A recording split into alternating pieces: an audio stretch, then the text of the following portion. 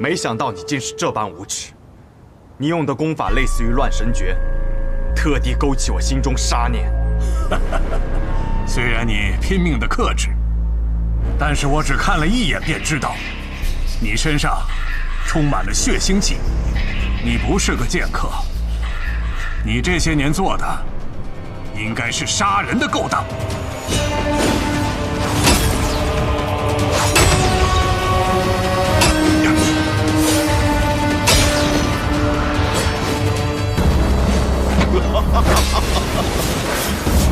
剑到风云处，笑看云起时。这么多年过去了，老城主的剑法依旧这般写意潇洒呀。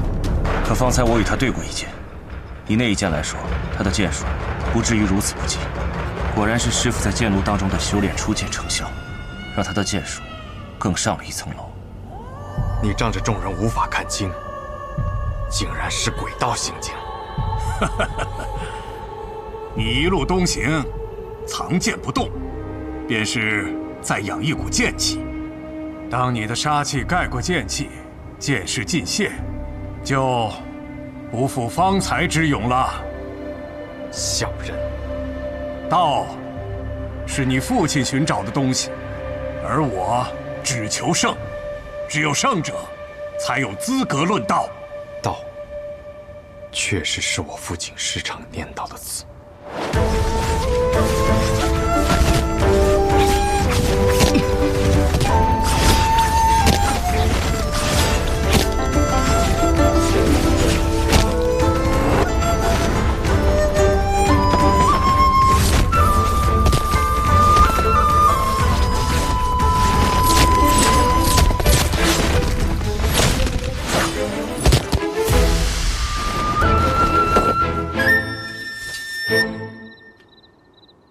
剑道，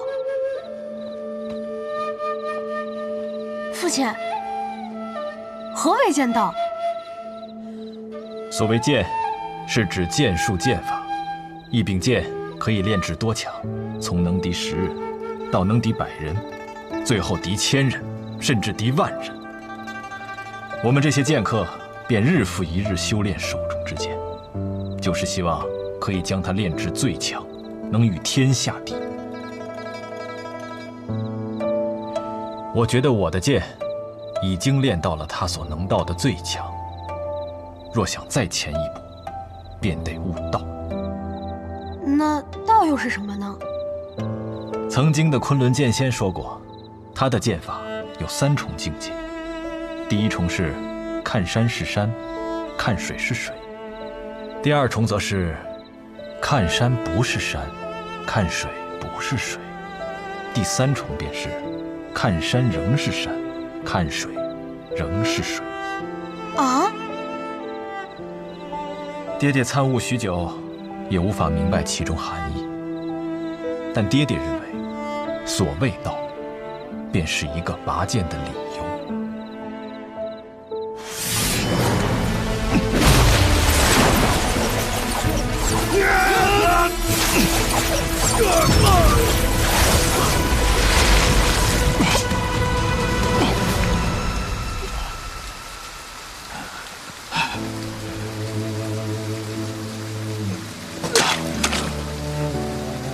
原来有些道是要在将死那一刻才能悟出来的。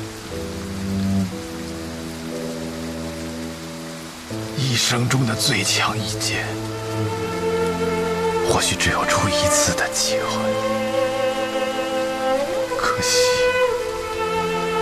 无法再保护你了。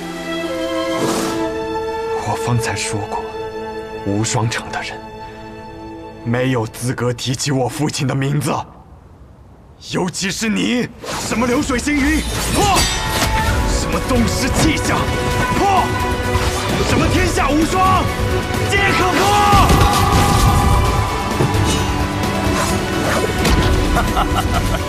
此刻你杀得越凶，你便输得越快。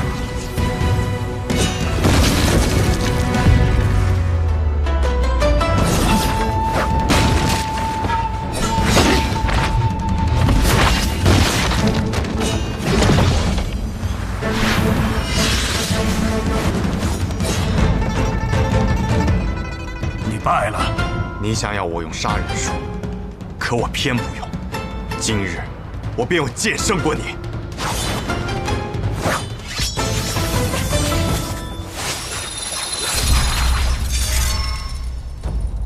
是他，你认识他？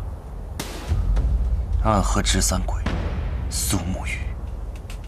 暗河，若真是暗河，那么这一切都可以解释了。剑长老，此话怎讲？难道说无双城与暗河还有什么牵扯？而且还与无剑城有关？城主不必多问，都是些过往事了。啊，师傅，剑仙有些控制不住了。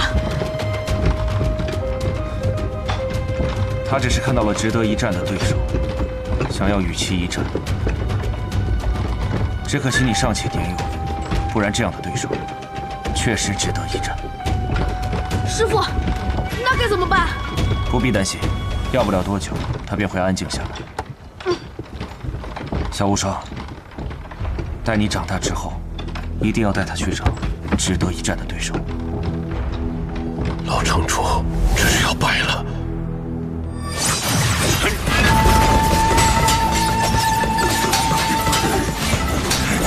他本就应该败了，只是这一败，晚了10几年罢了。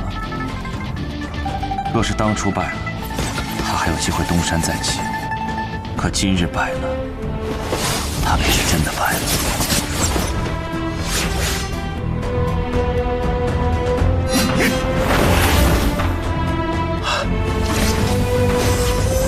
来了，老城主最强的一剑。成剑上九天，龙吟落黄泉。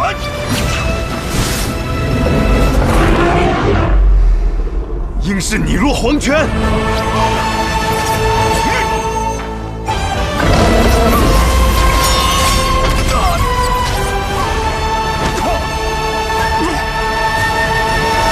结束了。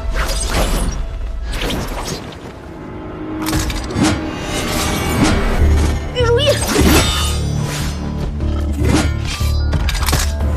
好纯粹的剑气。师傅，这剑匣怎么自己还会动？方才并不是剑匣自己动的，是你自己在不经意间催动了无双剑匣。这2天，我只是教了小无双一些基础的内功心法。方才那玉如意是否改变了下方的战局？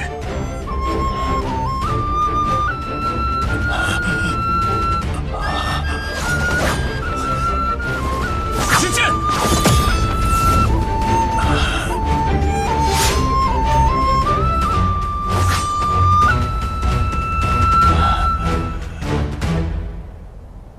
我现在杀气已退，剑势不在。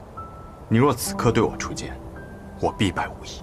我知道，可我绝不会趁人之危，只希望公子能留我师父一命。留你师父一命。可你师父当年杀尽我无剑城所有人的时候，可曾想过留他们一命？你说的没错，我师父当年的所作所为确实不可原谅。可是我作为他的徒弟，又怎么可能眼睁睁地看着我师父在我面前被杀死呢？希望公子可以理解。而且我师父此刻已筋脉尽断，现在未死，也全凭身上那口真气吊着，可他也活不了几日了。周公子，为何要出那最后一剑呢？一名剑客的死，并非肉体上的生死，而是剑心的存亡。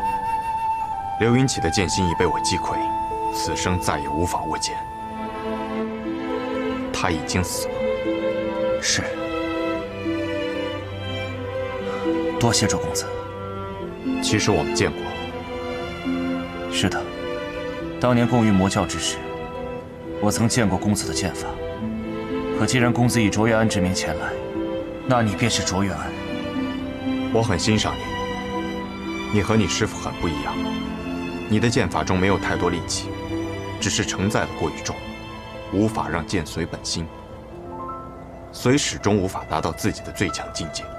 很多人都这样说过。既然长老们将无双城交付于我，我便不得不把无双城的荣辱都放在我这柄剑上。天下无双。听闻昔日曾有白羽剑仙救弟子于天启城的法场之上，离去之时，一剑斩落了上方的牌匾。那么今日，我若一剑将这4个字斩断，无剑城之名定能重新名扬于江湖之上。公子，请不要妄动。7日之后，你我一战，若你败了，我便将其斩断。好，7日之后，无双城后山剑炉旁，我愿意看一看公子的剑。好。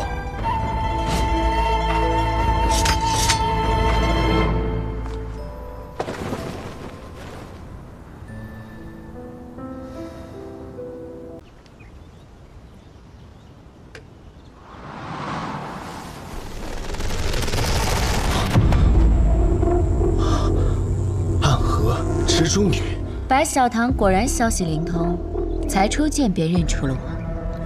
我听说你们最近在各地拜访剑仙，便想着来这里等上一等，没想到运气不错。原来你是想寻白小棠买消息，那你随便找个分堂花钱便是了，何必堵我？当我不知道吗？你们白小棠似乎和内卫司有着什么猫腻。有些消息从不出手。你想知道的是关于玄武使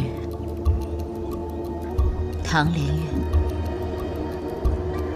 如果你不愿意给，倒也可以。我嘛，总有办法逼得你给。你回去问问你们堂主吧，解药下次再给。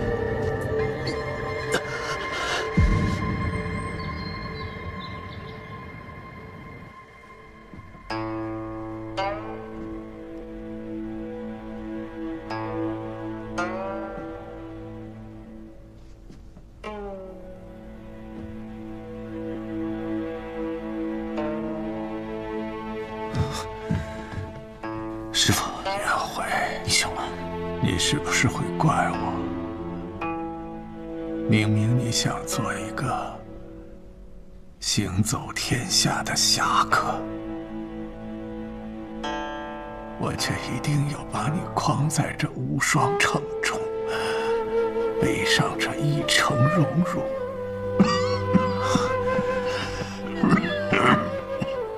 师傅，你觉得无双城是不是天下第一？真的有那么重要吗？可你是不一样的呀，颜慧。从我见到你的那天起，我就知道你是可以改变这一切的人。你不比他们任何一个人差，你是天生便为剑所生的人。可我时常后悔，是不是我给了你太多的压力，让你无法跟他们一般自在？剑心之上便没有他们纯粹。你不该跟他约战。师父，师父，你不该跟他约战，明白吗？师父，你不必太过激动。你别忘了，徒儿还有一招绝技尚未使出。你是说枯荣剑法？你糊涂啊！那你也会死。会死，但不会输。以我之死，成全无双城的气节，是我这个城主应该有的职责。那徒弟能开启无双剑匣，是不是可以让他？师父，无双年纪尚轻啊，做师父的总应该走在徒儿前呢。你也是这么对我的，而且我不希望无双再经历我走过的老路，我希望他有自己的选择。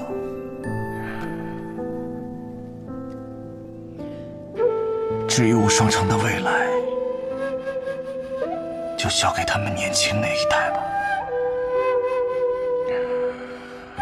好，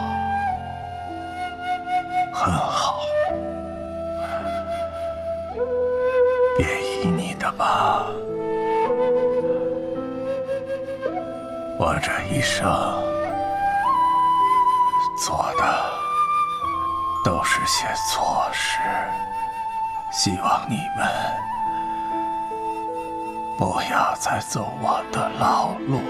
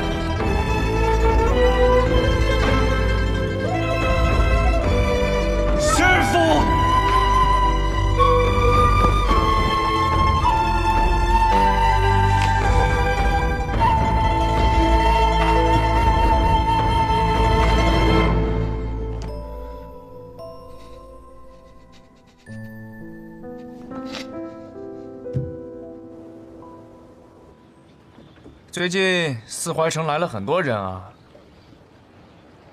天下各派有入四怀城的人不计其数，都想进天下方，要无双令。哼，那一定生意很好吧？原本是桩大生意，可来的人里面，甚至有大派的掌门，还有小益天下的一流剑客，同时卖出这么多无双令，必然会造成很大的混乱。我们也容易暴露，而且现在要无双令的高手越来越少。为何？他们觉得他们人来的太多了，多到无双城根本拦不住。你说这些人，攻个城都够了，他们要无双令干什么？到时候势必会造成更大的混乱。谁？我。师父。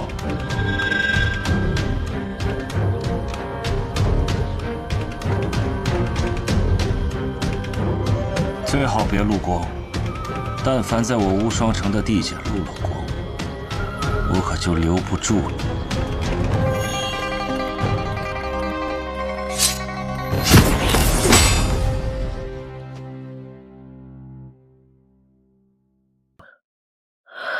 任务结束还能够活着的，要带他回去吗？不必了。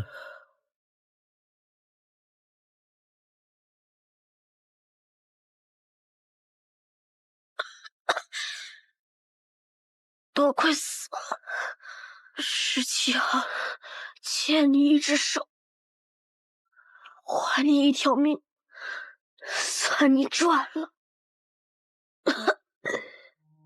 多少暗涌的情绪，无声的挣脱，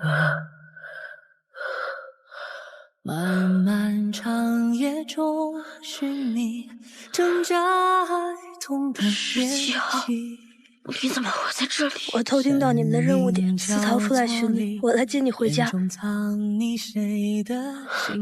那地方也能算是家吗？有家人等候便是家。你弟弟还在哪里？如同宿命随波蜿蜒去着，谁能趟过黑暗的河？哪里会有彼岸穷尽一生，唯一点光倾尽颜色。辗转悲欢离合，恋恋不舍，思念在夜里醒着，心不由我，情字总无法逃脱。怎么总把自己搞得这么狼狈？反正每次你都会及时出现，我狼狈点儿也没什么问题。鬼哭院的试炼马上要开始了，各家主唤我们回去。这一天终于还是来了。哪里会有彼岸穷尽一生，唯一点光倾尽颜色。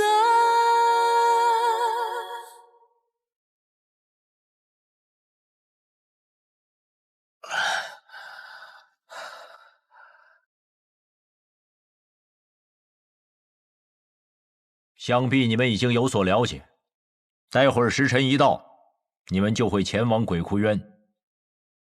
每组10个人，只允许留下1个。第一组86号、18号、74号、42号、34号、26号、17号。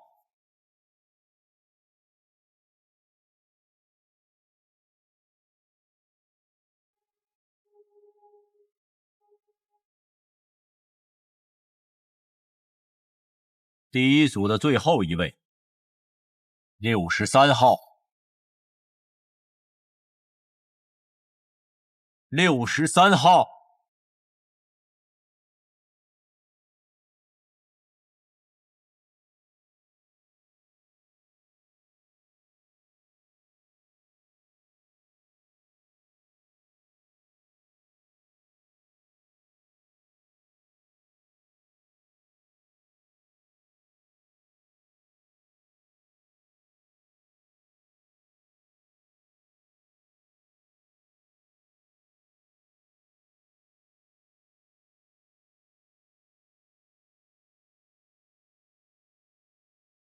谁惹了木秋兄啊？生这么大的气！木子哲，你明知这2人是我苏家属意的，你这般行事，是要与我苏家为敌吗？别给我扣这么大的罪名，我可不敢。我只是在尽我总教习的职责罢了。职责？不把过强的2个人放在同一组，这是3家都默认的。你就不怕我上报提魂殿吗？等他们情深意重，把彼此看成兄弟的时候，再让他们自相残杀。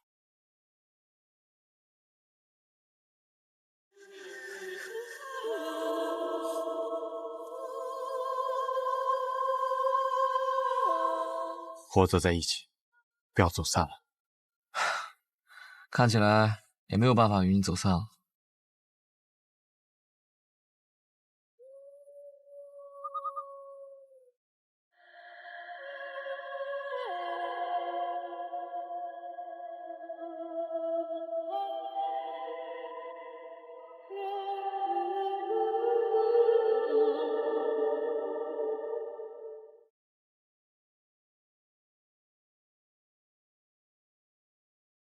全都来了。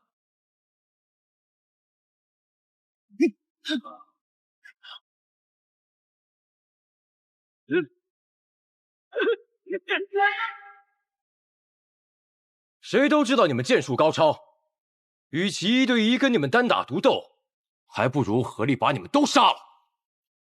我们剩下的再斗，还有几分生机。那便来吧。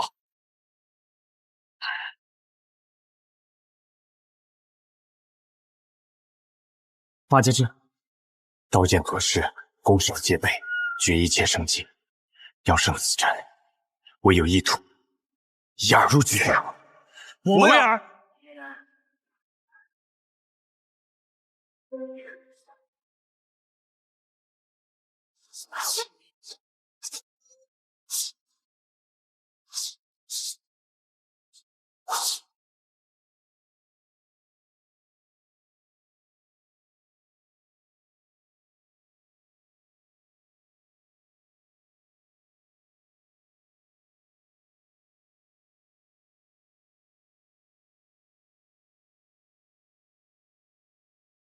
要破八节阵，唯有牺牲一人才能找到突破之口。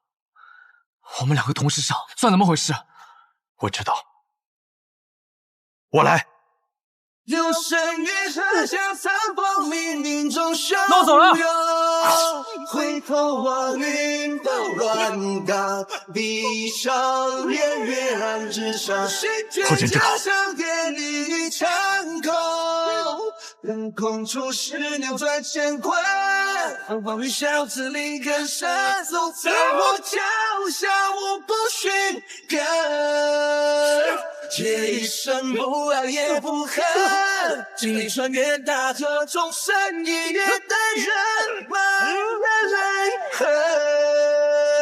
你留了珊瑚中身份，请忘记我是谁，因我也是我们。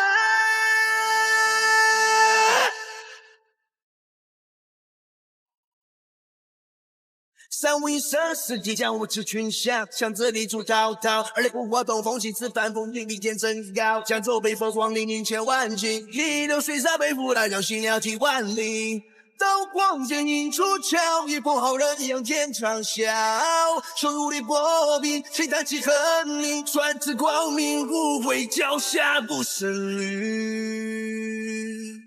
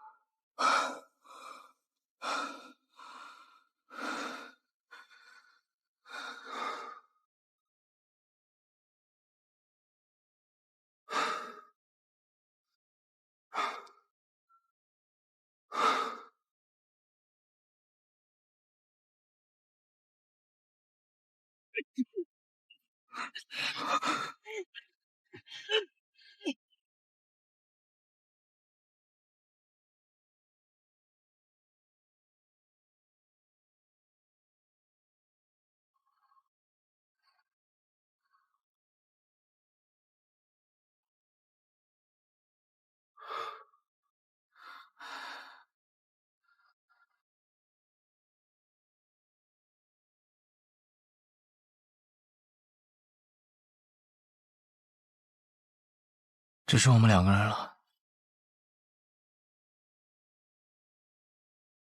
所以，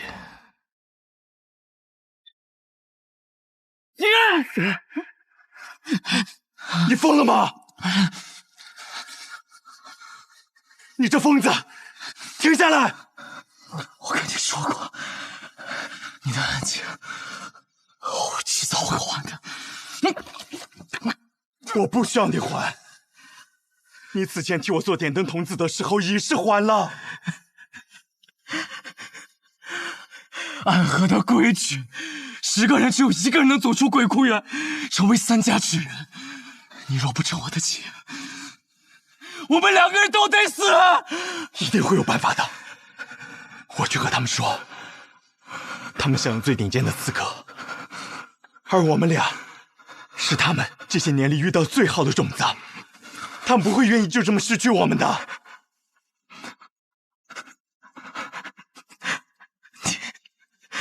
你太天真了。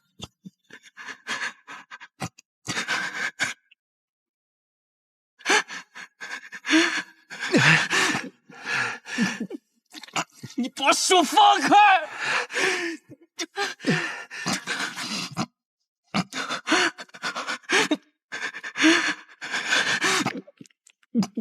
你把手放开！只要足够强，便有资格天真。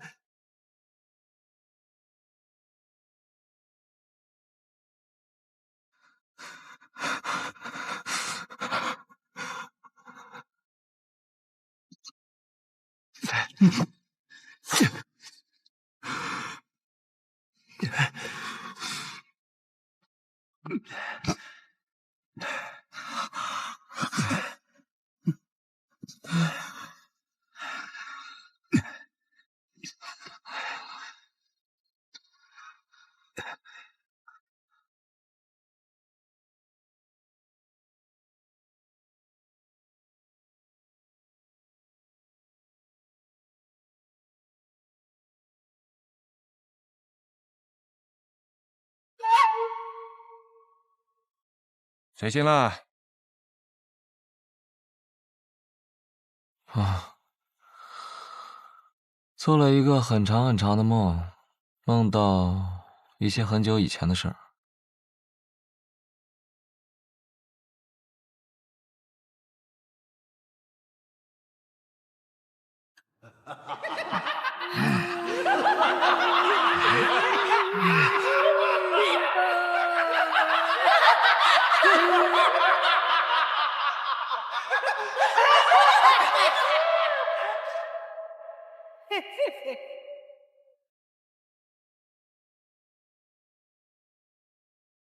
邪魔外道，无尽无身。我们是邪魔外道，难道你们要修仙人掌？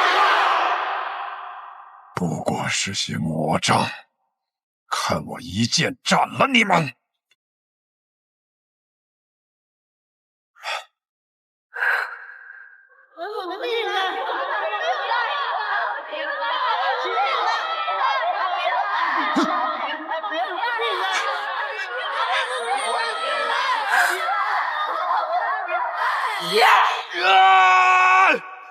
不好！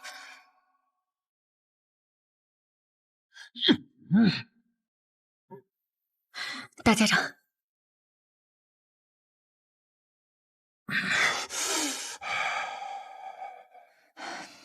人在虚弱时，邪气便会找机会侵染人的身子，做噩梦是正常的事。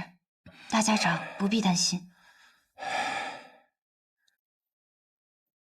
大家长可还安好？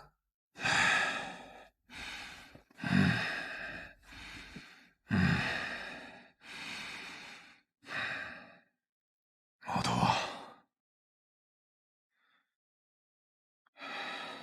是。神医啊，你此生救过多少人？这我哪里记得得？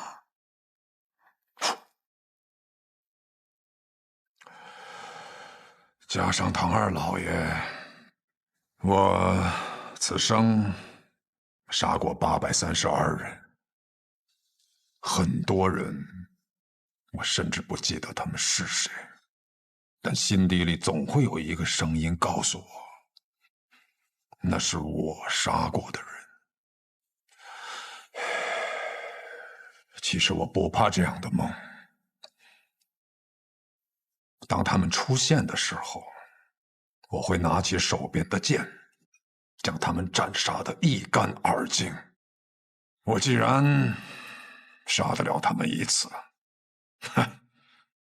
那么自然我能杀得了他们第二次、第三次，无论是梦境还是现实，都不会有任何区别。但这一次，当我拔剑的时候，发现手里的剑已经断了，需要让沐雨快些回来。难道大家长就不害怕他在这个时候背叛你吗？不会的。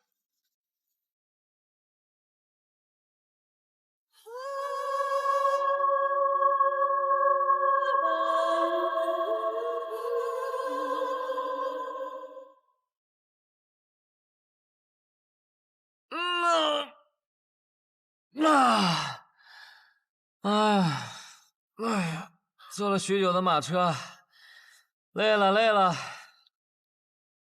小长河，你这个样子能追到鹰，你到底是什么安排啊？追得上。大家长此行北上，无非就是想拖延时间，按照他的手段。老爷子有没有事儿我不确定，但是我们这一批跑腿的，定是要被他清算。所以在我这儿，大家长必须死。然后呢？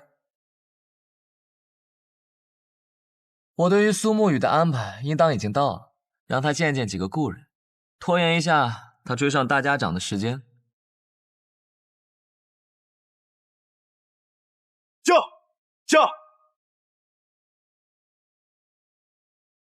驾！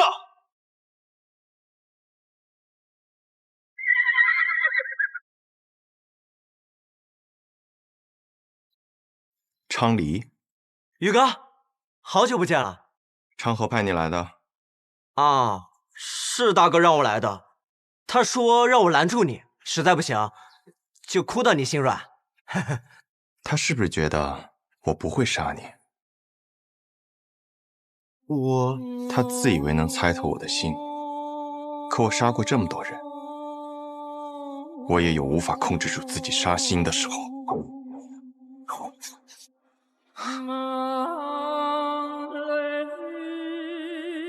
若我想杀你，你早就死了。驾！宇哥。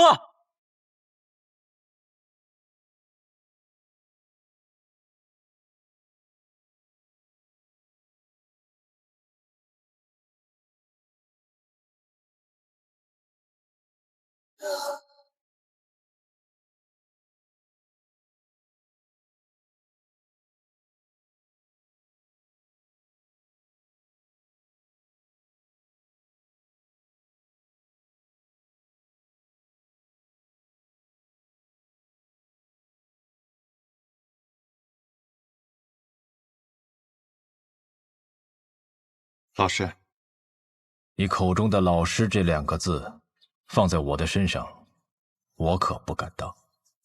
苏轼先生，许久不见了，苏沐雨。昌河为了拦住我，居然把你也请来了。不必怪昌河，是我自己想来的。我想此事之后，或许我们便没有相见的机会了，就自请来此见你一下。顺道下一局棋。我在赶路，没有时间。若有机会再见先生，回到暗河，我定去藏书阁拜会。若我没有做到让你下完这局棋，昌河或许会杀了我。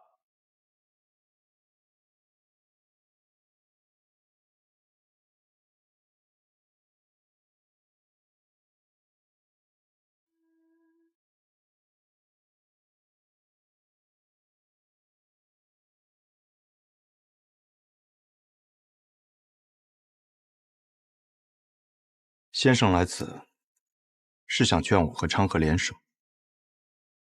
你们是暗河这100年来最不可思议的搭档，一起联手破过许多危局。这一次，我相信你们一样可以做到。我听昌河说，4年前你们做过一个决定，他当上苏家家主，你当上大家长，成为执掌暗河的新主人。那他有没有说过？我并没有回答他的决定。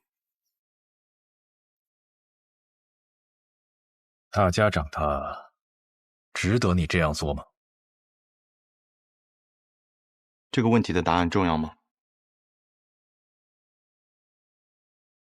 沐雨，当你用一个问题来回答另一个问题的时候，就代表你的内心并不坚固。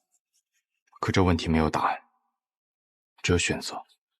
我在苏家待了将近10年，昌河与我更是从同一座炼炉当中走出来的师兄弟。准确的说，我们都是家人。昌河那样的人，可不会把老爷子他们当作家人，他只是把你当作家人。可如今我是魁，我的父亲曾教过我，承诺是比生命更重要的东西。先生您也说过，没了承诺，收了钱的刺客便会因为更多的钱而转头去杀自己的主顾，那么到最后秩序变乱了，刺客便没有存在的理由，暗河也没有存在的必要。你很聪明，但有时候太过于执拗了。已经沦为杀人的棋子，若心中还不存在点执拗，那么活着也像是死了。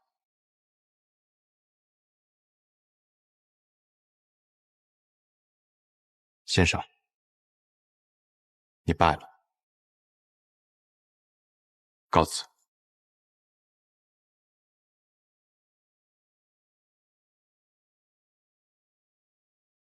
宇哥，你赢不了的。三家家主对大家长这个位置觊觎很久，这个机会他们不可能放过。即便大家长最后把生医好了，他们还是会不惜一切代价把他杀了，这是个必死之局。即使死局，那么昌河他到底想做什么？他想改变暗河，跨过暗河，便能到达彼岸。彼岸之处不再是长夜，而应有光明。和我们联手吧。大哥的意思是让大家长在一个合适的时机死掉，死之前他把绵龙剑传给你，你执掌暗河，而他则去扫清苏家的障碍，成为苏家家主。到时候其他2家再有不满，你们便联起手荡平暗河。宇哥，抱歉，我有我的选择。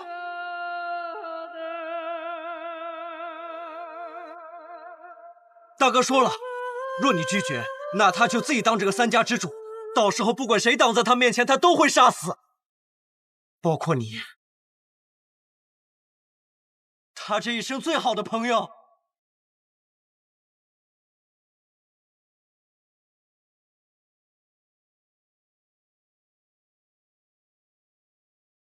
沐雨，道阻且长。行则将之，驾！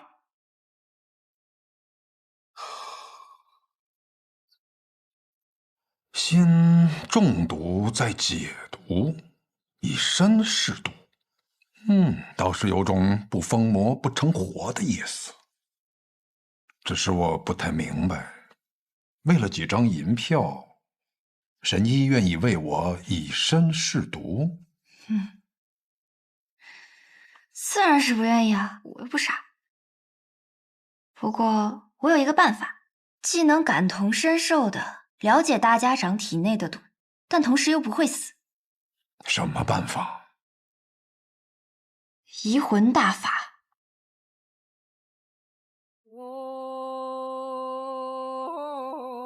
药王谷的秘术移魂大法，若是一旦对某人施用此法，就能和他无感共识，他的过往和此刻的想法都无法逃脱施用者的眼睛。若是遇到意志薄弱者，甚至能彻底占据他的意识。我初听到此门功法，还曾感慨，这哪里是医术，分明是邪术。确实，医者行医，治的是人身体里的毛病，而移魂大法却能治人心病。不过我这次对大家长施用移魂大法，为的是彻底去除你体内的毒。至于大家长你心里想的那些嘛，我可以试着不去看。若是一旦施用移魂大法，那我的性命自然是全在我白鹤怀的掌控之中了。届时只要我想，可以随时杀死大家长。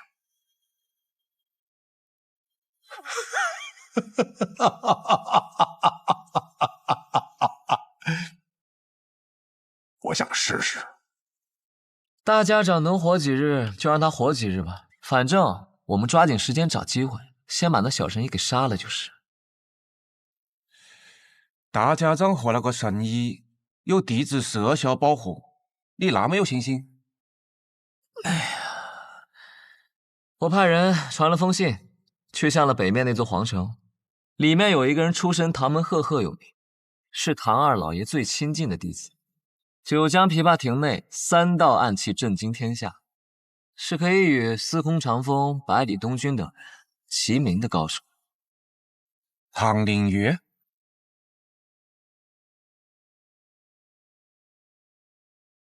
我不知道大家长为什么要杀唐二老爷，但我知道唐二老爷死了，最想报仇的人一定是唐灵月。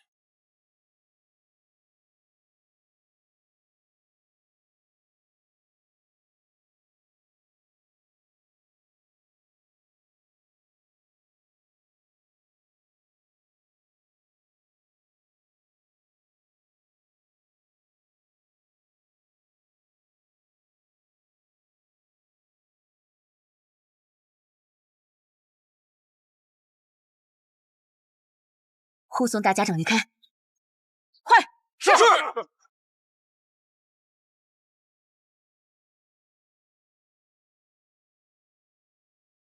难得有片刻喘息，又要赶路逃命了。等你治好我，便无人敢来了。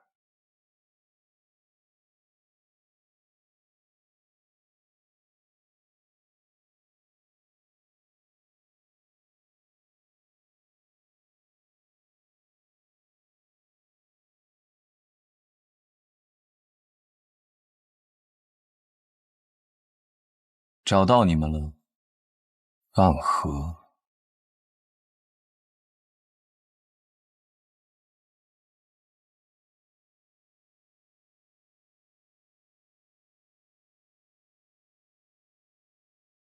龙须真，你是唐门的人？唐门，唐连月。唐连月，原来是天启城4守护之一的玄武使啊！我要找的人不是你，你们大家长在哪？我要见的。纵然你是玄武使，但这里一不是天启城，二我们暗河也不听朝廷的指令，大家长岂是你说见就能见的？我并不是以天启城玄武使的身份来的，是以唐门弟子的身份而来。你们暗河的大家长杀了我们唐门的二老爷，这笔账我来负责清算。这个消息玄武使是怎么知道的？如果是子虚乌有的事儿，那该如何呢？想必你们大家长早就走了，留你在此处断后，与我说这么多，不过是想拖延时间罢了。想走？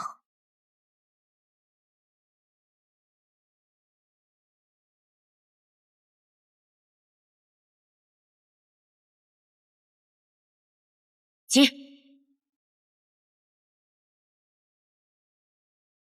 这样精妙的暗器手法，这就是白小堂冠绝榜上数1数2的高手吗？荧惑纸蝶和幽冥珠，你是暗河木家蜘蛛女。我不喜欢这个代号。小伎俩，你以为以荧惑纸蝶为掩盖，让这幽冥珠悄悄接近我，你毒丝偷袭，我就不会发现吗？真是自以为聪明的傻子。你在幽冥珠里放了什么？自然是霹雳堂雷家的霹雳子了。你怎么会有雷家的霹雳子？早年执行任务路过霹雳堂，很多雷家的少年郎都曾拜倒在我的石榴裙下，当然是他们双手奉上来讨我欢心的。不过我跟你说这些做什么？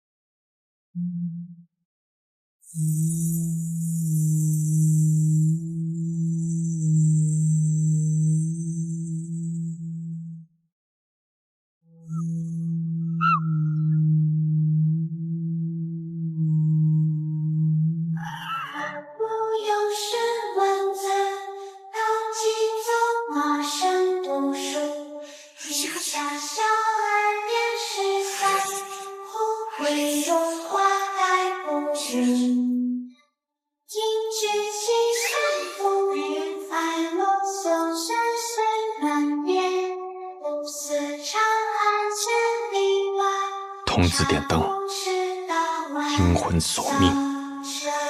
可曾记得昔日也差点做这点灯的童子？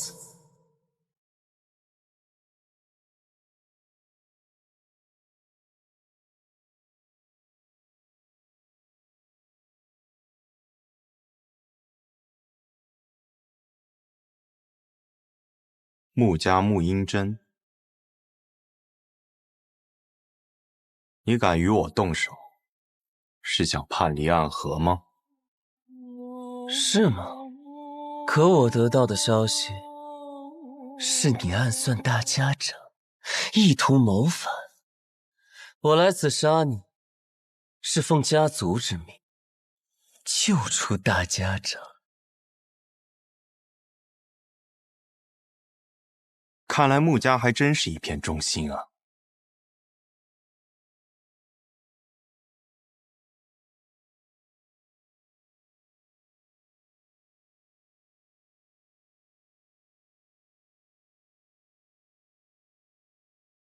素闻纸伞鬼苏沐雨最强的剑法乃是18剑阵，可看你现在这个架势，似乎是觉得我没有资格同时见识你那18柄剑了。你确实没有资格。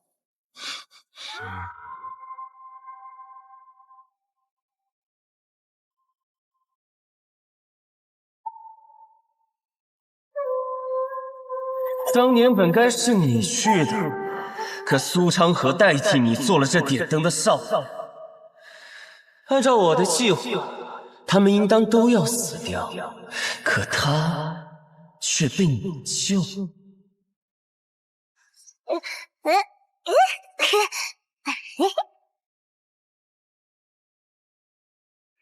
我想我明白为何他要替你。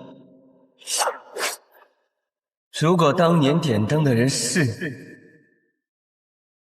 你，必死无疑。实在没想到，苏家赫赫有名的纸伞鬼，从尸体遍地的炼炉中爬出来的无名者，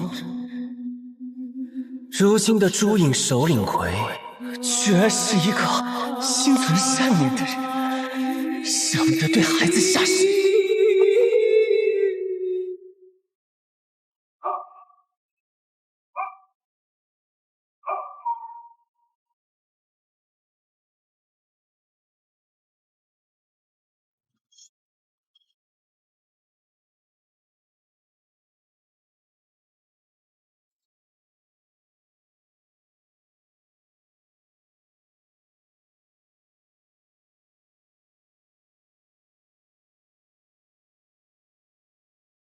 你的剑并没有想象中的快，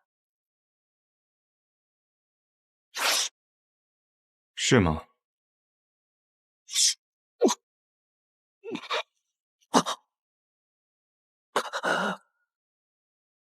不可能！我明明挡下了那一剑。这世间我想杀死的人不多，但可惜，你便是其中之一。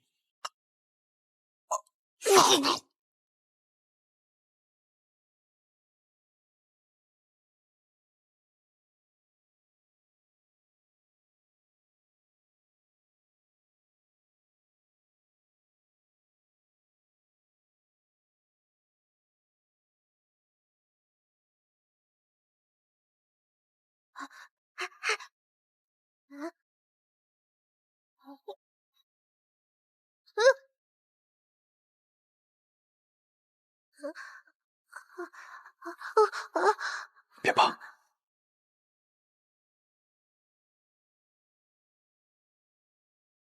先找个地方和你的同伴们躲起来。这场纷争怕是要持续很久。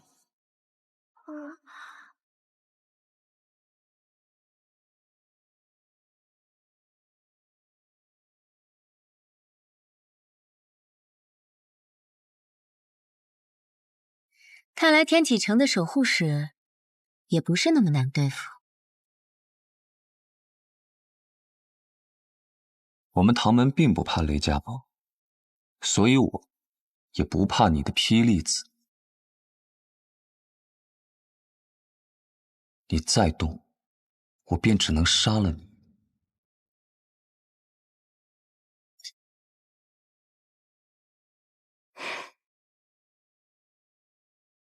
听说玄武使的指尖刃上沾过一位王爷的血，怎么现在杀起人来却这般犹犹豫豫的？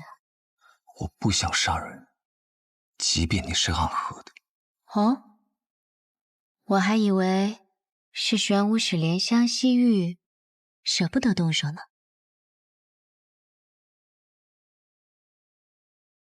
傻瓜。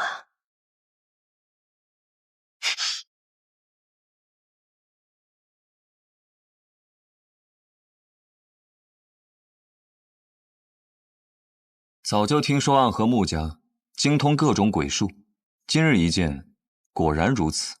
九江琵琶亭，唐门唐连月，3道暗器名扬天下，我对玄武使也是敬仰已久。方才我便不该对你留情，中了你的媚术。媚术？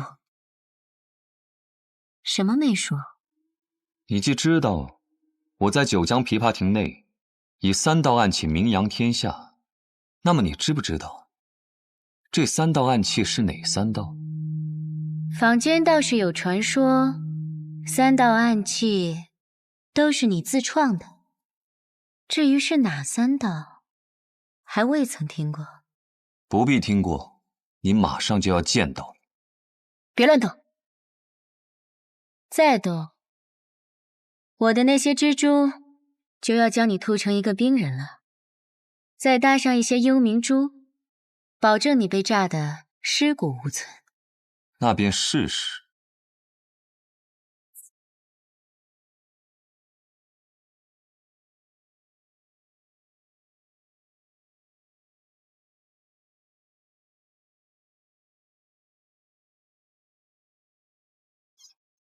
这便是当年那3道暗器中的第1道——天阳精明。